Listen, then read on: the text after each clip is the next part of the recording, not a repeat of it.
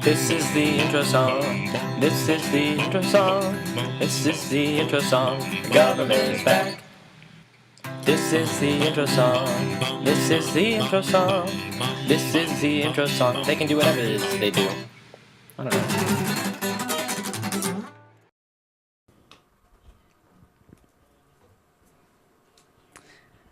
Welcome back to In the Jungle. I'm your host, Real Drew.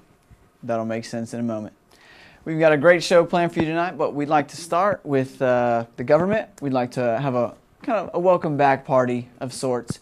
And as many of you have probably noticed, the government got fixed last week. And not fixed in the way that you fix a dog or a cat, but fixed as in they ended the shutdown. And it lasted for 16 days. Crazy. If you recall from a few weeks ago, I was able to kind of analyze the government shutdown, but turns out that I'm not real qualified to speak on important political issues. So that's why I've hired an intern to learn all the stuff that I need to know for the government shutdown. Intern, come here. Ooh. Hello, Drew. How's it going? Pretty good. What's your name again? I'm Drew Smithwick. Oh, that's right. How about Theodore? That's what we're going to call you. It's not like a question, but it's not. That's more of a command. I'm not really okay with that. I'm not okay with you being okay with that. So. Okay. Where's my coffee? You told me to come here. Right. That means come here with coffee. I'm sorry, I didn't bring you any coffee. Well, that's 2 strikes. But can you at least tell me who started the government shutdown? Yes, I can. Well, the government shutdown was this big event, and some people in Congress didn't like each other, and they couldn't come to an agreement. The Republicans and the Democrats couldn't. And so when they ran out of time to decide on a budget, unfortunately, the government came to a standstill, and we had to shut down the national parks and other things that the government provides to us. Right. Yep. Sorry. I haven't had my coffee this evening and can't really stay awake, so I didn't really hear a word you just said. Okay. Do you want me to say it again? No. Okay. But yeah, you're supposed to be throwing our welcome back party. So I think it's called the Republican Party. Is that what we're calling it? And that you're going to serve tea at the party. Can you confirm that? Are you thinking of the Tea Party? You're supposed to tell me what I'm thinking. That's your job. The Tea Party, the organization, they're part of the Republican Party. They're right-wing extremists. The welcome back party? You've lost me completely at this point. Well, let's go to some viewer questions about the shutdown. Let's see. So, what can you tell us about how they furloughed Old Faithful? Well, the government, when they couldn't get into a budget agreement, they had to shut down all the national parks, and so unfortunately for all the tourists, they couldn't get in the park to see the wonderful old geyser that everyone loves to see. Yep. So, let's see, we got another one. This one comes from our neck of the woods, actually. When the panda cam at the zoo gone come back? I need to see some baby pandas cuddling and ish. Question mark. Well, the government is back in session. It's reinstated, and so you can always go see those cute, cuddly pandas now to all your viewers who watch you. Right. Excellent. So, thank you, Theodore, for coming. Leave. Thank you. Okay. Thank you. Appreciate it. And that's really all we got on the government. But in more interesting news, I'm sure many of y'all have heard of Auburn Crushes, the famous Twitter account where people post their anonymous crushes that they have on other people on campus. So we'd like to go through some rejected Auburn crushes. Rejected Auburn crushes. Many of you are familiar with the Auburn Crushes Twitter page, where people anonymously post their crush, thus creating the worst dating service in history.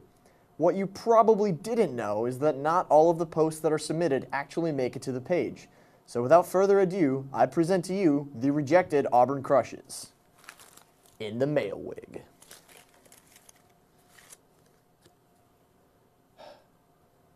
To the beautiful, sexy blonde girl in my chem lab, I want to take you home and massage your feet.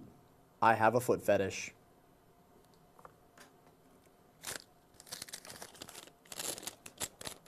To D. Ford, I thought you did a good job against Texas A&M. Therefore, I am offering you my body.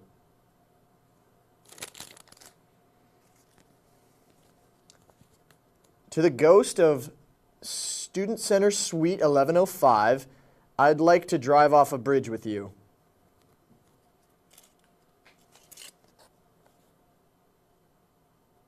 To the frat guy in my Auburn Experience class, it hurts my feelings when you call me hurtful names like Carpet Butt and Tyrannosaurus Stupid Face. I really wish you'd stop.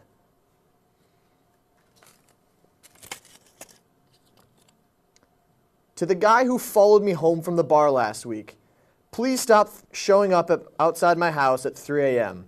I will call the police next time. This is a broken cell phone case. So there you have it, folks. Not every Auburn Crush tweet you see is all of them. Using terrible pickup lines. Hey, I knew you'd like to talk about trending topics. So why don't you put your number on my phone so I can be your next trending topic? Don't be that guy.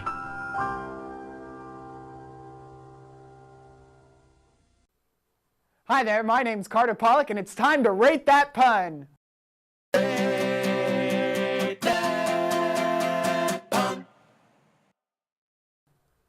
There was supposed to be confetti. This is the segment where we rate the best and worst puns of the week. Our first pun today is a classic, and it goes like this. I was wondering why the baseball was getting bigger. Then it hit me. Yeah. On a scale of 1, 2, 3 strikes you're out, I'll give this pun a thumbs up for not using any performance-enhancing drugs, but a thumbs down on overall quality. The author of the pun clearly has no regards for personal safety. Speaking of safety, did you hear about the guy who got hit with a can of soda last night? He could have suffered some serious injuries, but it was just a soft drink. All right, that one's good for 3 points. Well, at least he didn't call it pop. For that, I award this a point, bringing the score to 4.5 out of 7.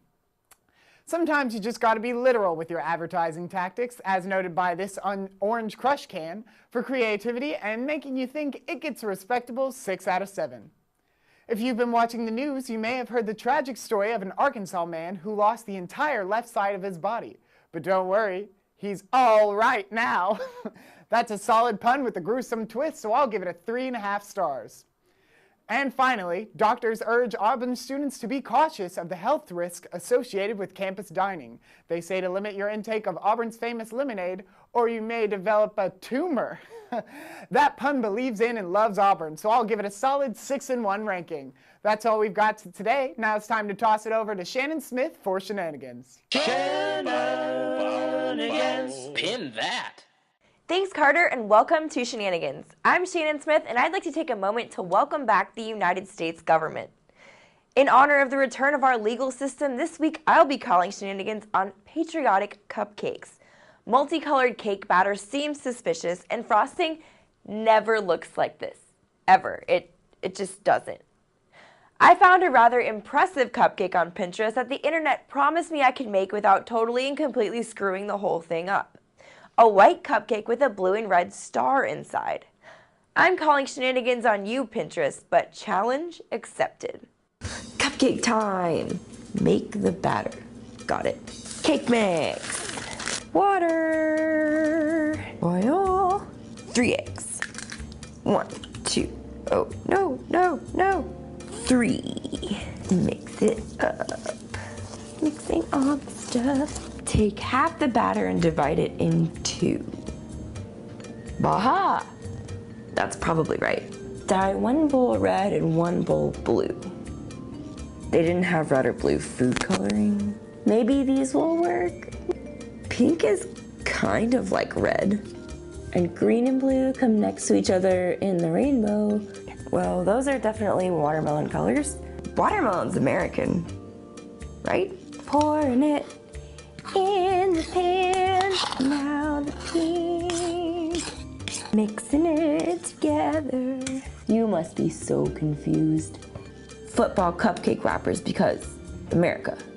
footballs and watermelon. That's totally a thing. Go, go, woo! Does this look weird to you? Now I need a star cookie cutter. Well, here's a snowman, or an angel, or a Christmas tree. What do I think I'm celebrating here? Oh, this one's a house. Get it? House of Representatives. Houses. We need to put flour on this. Found some. Oh, it's a little house. That doesn't look like a house. Let's try the snowman. I broke Frosty. Now you put these in the other cupcakes like that. And then pour the batter on top. I hope these still taste good. No, I missed. You know, I was actually trying to make these look good. Ta-da! Blue! At least I got one color right. They're pretty and frosted now. Average on the outside. Not that great on the inside. These are so unimpressive. Well, now that I'm covered in icing and these didn't work, I'm just gonna eat them anyway, so, shenanigans. Clearly shenanigans have been called on that project. Also, shenanigans on you, Walmart, for not having normal food coloring in stock. That was rude. Well, that's all for this week. See you next time with an exciting and improbable project. Referencing Blackboard? Don't be that guy.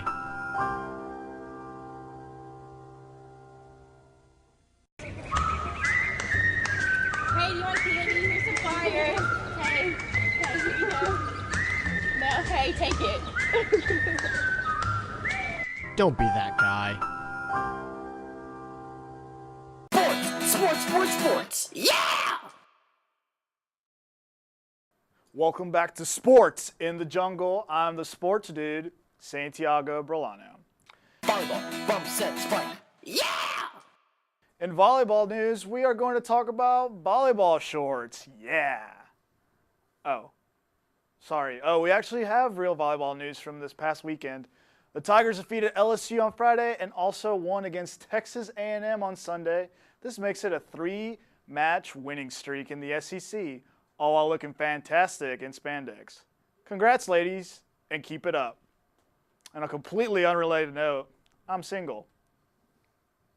Hockey. Yeah! In the NHL, Phoenix Coyotes goalie Mike Smith scored an absolute beautiful goal last week against the Detroit Red Wings. For those of you unfamiliar with hockey, it's extremely rare for goalies to score. And with that goal, Smith has officially scored more goals than half of the NHL through the first 3 weeks of the season. Football. Yeah! Last weekend was a big weekend of upsets in college football, but words can't really explain it properly, so we summed it up for you in a very serious montage.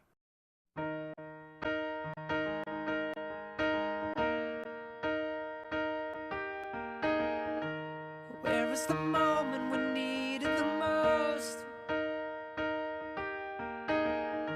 You kick up the leaves and the magic is lost. Tell me your blue skies fade to gray. Tell me your passion's gone away. And I don't need no carrying on. You stand in the line just to hit a new low. You're faking the smile with the coffee to go. And tell me your life's been way offline. You fall into pieces every time, and I don't need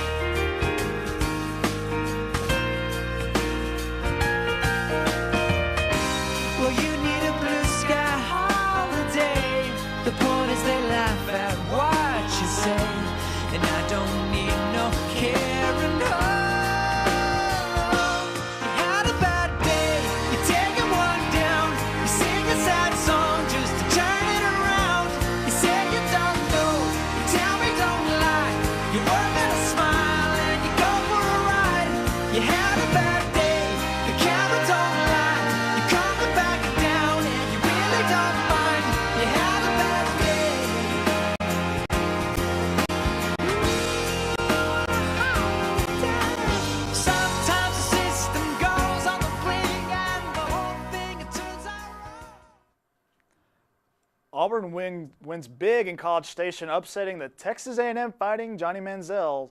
And our two favorite highlights included the now famous Sammy Coates stiff arm, which we have taken for you and added a little extra stuff. Put his team on the back. Hey, you little get off me. Child's play. How about that? The other big moment of the game came from the game-winning sack as Hold My D forward. Hold my D. After the character-building win, there are certainly a lot of happy Tigers, but one gift made one little boy the happiest Auburn fan in the world.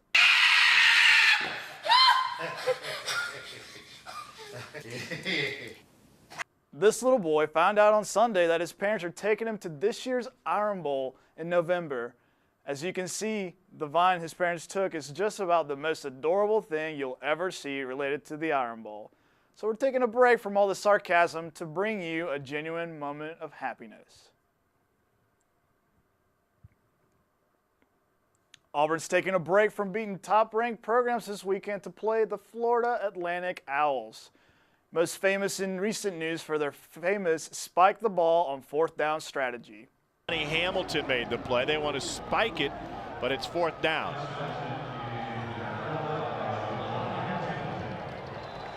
And so that'll turn it over on downs. So mistake made on the Florida Atlantic sideline. It was definitely a bold strategy, and it definitely did not work out for him.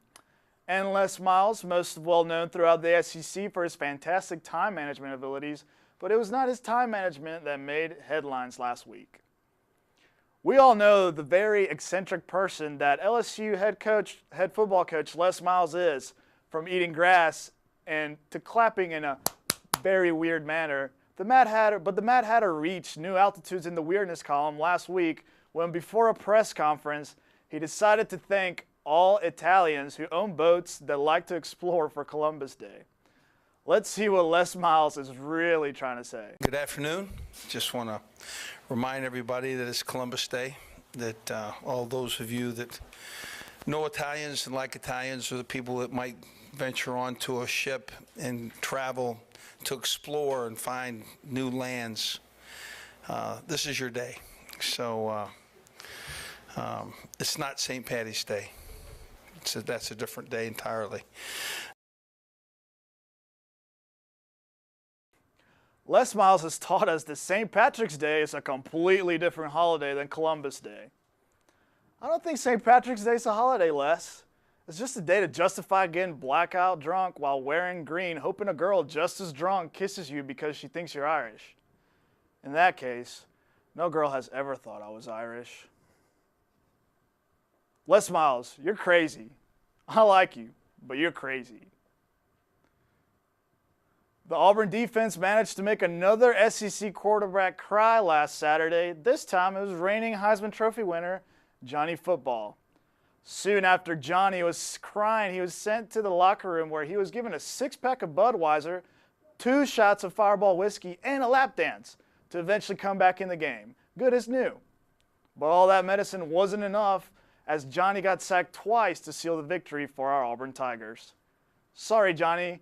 I'm sure we can get your John Hancock sometime in the future. Clemson got embarrassed on national television last Saturday night by Jameis Winston and the Florida State Seminoles in their own house.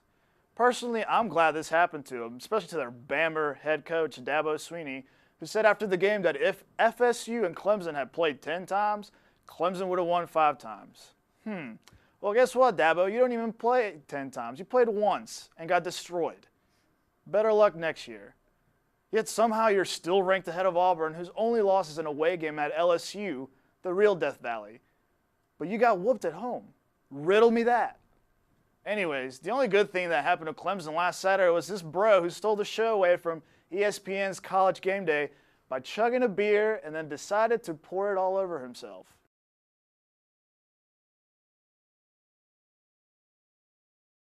Clemson should thank that bro for making Clemson a little bit cooler. Thanks, bro. Wait. I'm receiving breaking news from our producer in the control room. He has informed me that the University of Oregon cheerleaders are still hot. Whew, thank God. We don't want that to change. In this week's What's More Upside Down, UGA's logo or their football team? This week, I'm going to have to go with the football team. Georgia lost to Vanderbilt last Saturday for the first time since '93. Man, that was so long ago. I was 18 and starting out in college those days. It's okay, UGA. We lost to Vandy last year as well, and look where we are now. It gets better. We almost forgot to mention Alabama. Alabama sucks. Yeah! Coach Nick Saban and the Alabama football team proved that their Crimson Tide is powerful enough to pour over the mighty Razorbacks, winning 52-0. It looks like nothing can stop the Crimson Tide.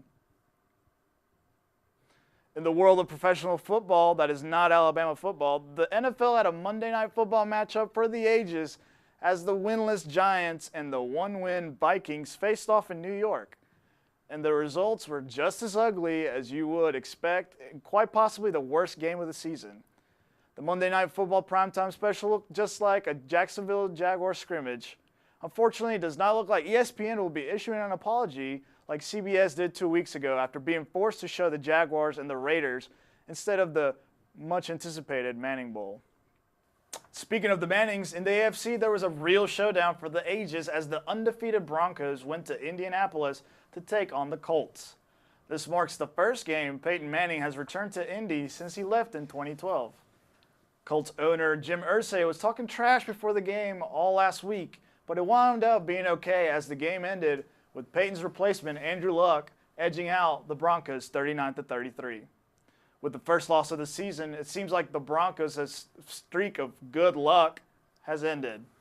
Well, I give it a 4 for execution, but only a 2 out of 7 for effort. Well, on that note, we're just going to call it. This has been sports. Keep watching In the Jungle on Eagle Eye TV. Now it's time for some Disney songs written by famous rappers. Thanks, Auntie. We are back with another set of What Ifs. I'm Amanda Foster. And I'm still Melissa Hardy. And we're here to bring you Disney songs if they were written by hip-hop artists. First up, A Dream is a Wish Your Heart Makes, written by Lil Wayne. A dream is a wish your heart makes when you're fast asleep, call that wishful thinking. Heartaches are lost in your dreams, call that heartless. Whatever you wish for is yours, homie. Have faith in your dreams, and someday your rainbow will come smiling through. Call that inner faith. No matter how your heart be grieving, bro, just keep on believing. The dream that you wish will come true. Call that truth seeking.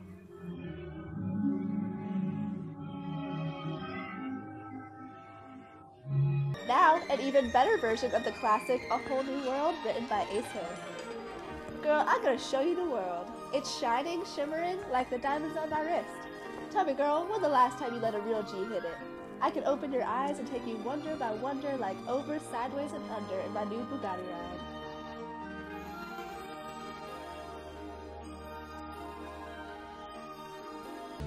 Ludacris takes on Mulan with a hipper version of Make a Man Out of You. Luda, let's get down to business, to defeat them honeys. Do they send me females when I ask for homies? You the saddest fools I ever met, sadder than that Nat debt. Me and Mr. Glock will make a homie out of ya.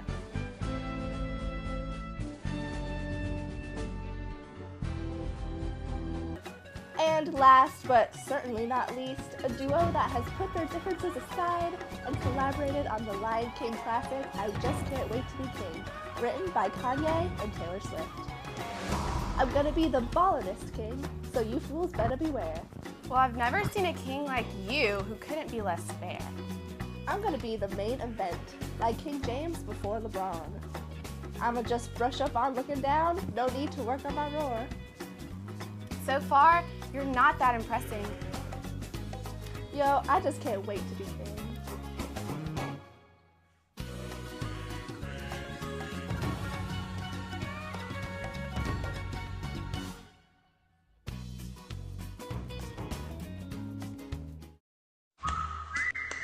Hitting the handicap button for no apparent reason? Don't be that guy.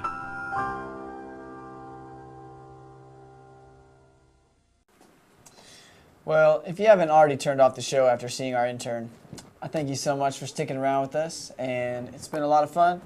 And so if you feel so obliged, like us on Facebook at the link below. And thank you for watching. I'm Drew Parsley, and we'll see you next week.